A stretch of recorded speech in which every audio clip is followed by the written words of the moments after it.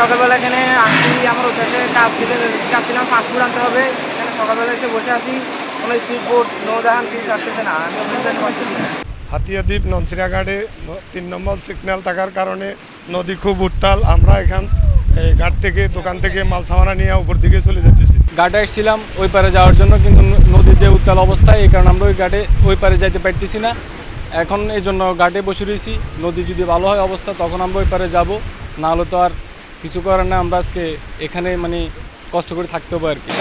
নদীর এখন যে অবস্থা, আমরা চাইলে নোয়াখালীতে যাইতে পারবো না, কিন্তু আমার মাস্ট আজকের ভিতরে নোয়াখালীতে যাইতে হবে, কারণ আমার কালকে সকাল 10টায় পুলিশের ভাইবার পরীক্ষা আছে।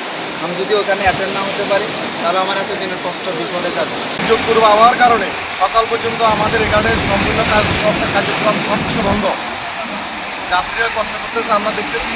আশা করি সমস্যা সমাধান হয়ে গেলে আমাদের সব কিছু আবার পুনরায় চালু করে দেওয়া হবে। যে আবহাওয়া এ কারণে তো বোট করতে যাচ্ছে না, এখন নদীর অবস্থা খুবই খারাপ।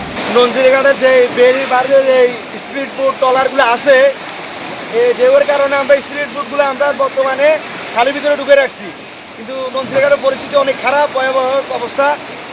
বেরিবাদের বাইরে যে এগুলো আছে এগুলোর অবস্থা বেশি খারাপ, দরপাট বুক তোলা পানি হয়েছে, আমরা এই জায়গায় এখনো আসছি। বেরিবারে আমাদের দোকানগুলো আছে, যে দোকানগুলো অনেক ঢেউর কারণে পানি হয়েছে বুক পর্যন্ত।